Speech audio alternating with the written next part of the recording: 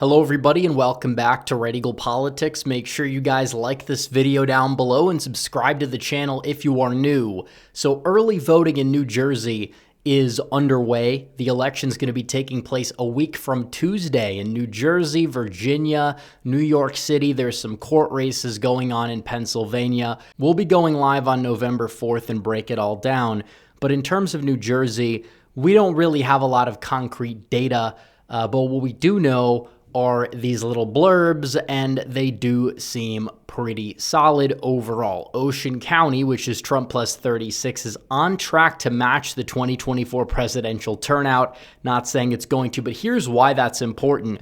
Ocean County is a very large county, and it's a very red county. And it's one of those few counties in the U.S. that almost every election cycle goes Republican by 100,000 votes. It hits that six-figure mark.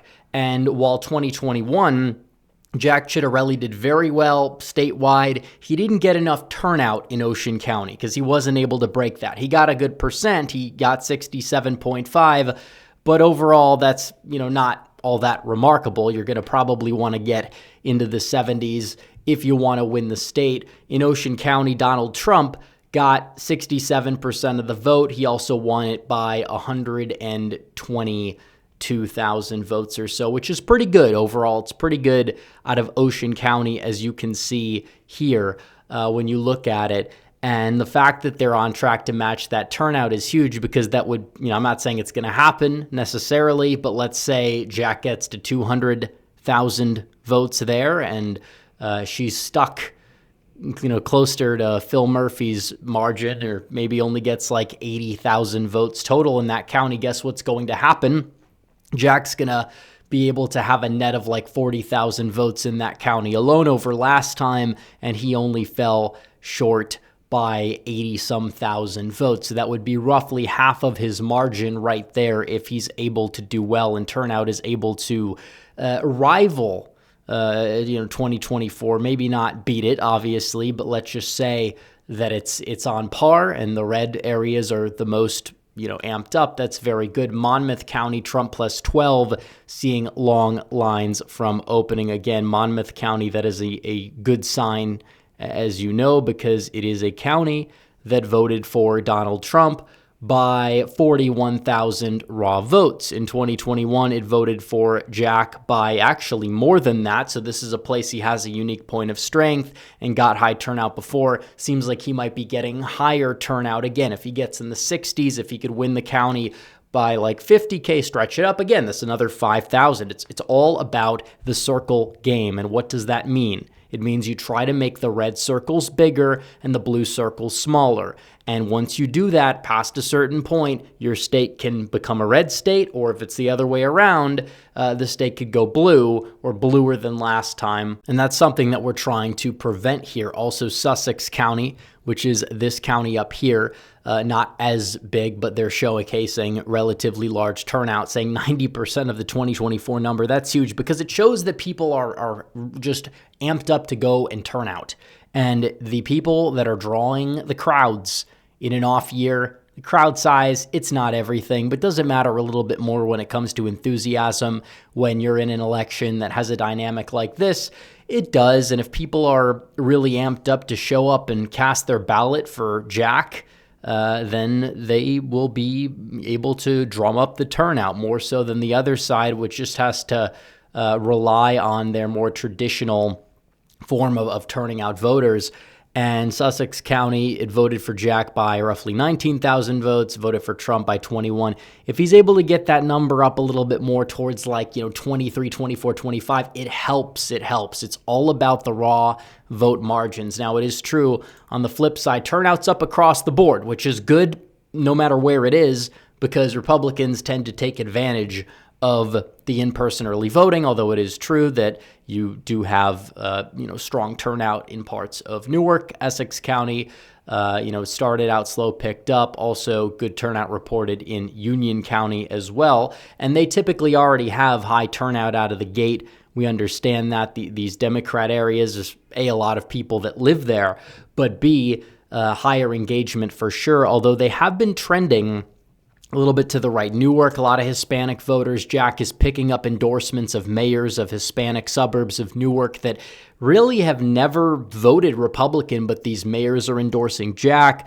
You also have the support that he appears to have that he didn't have last time from VAAD, the Orthodox Jewish communities that typically vote as a bloc. There was an endorsement for Phil Murphy last time. This time around, seems like Jack is going to pick up new voters that are also a little bit difficult for polls to reach, but you could see from some of these communities where there was a big drop off in turnout in general last time, and the Democrats did much better percentage wise, and then Donald Trump wins those voters, and it seems like Jack will be picking up voters, and it's if he gets 15,000 votes in the state that voted for Murphy last time, that's a net of 30,000 in the raw vote total. That combined with higher turnout in Ocean County could probably be enough to make this race 50-50, and that's the benchmark we're using, not the presidential year. But this is an election where, Democrats have the lead in the mail. They also kind of have more of a natural party registration lead in general. So the statistics are not, exactly a 1-to-1. It's just like Pennsylvania in 2016, basically, in terms of the party registration, where Democrats will have a sizable advantage, but Republicans are gaining in the state. It's trending to the right, and it's kind of difficult to read and analyze. But what we do know is the red counties, the counties that voted strongly for Jack and Trump, they are showing out so far in the in-person early voting and narrowing that gap that we see, which is good news for Jack as it stands. Now we can look at the polling as well, because it is true that the polls are tightening, and it does seem like Republicans have taken the lead in Virginia's attorney general's race, and the Virginia governor's race. Spanberger does have an edge, but given all the fundamentals, you would probably anticipate her to have a larger edge, but she's not doing as well as people really anticipated, because she's just insufferable and doesn't answer a question and comes off like a stone-cold sociopath.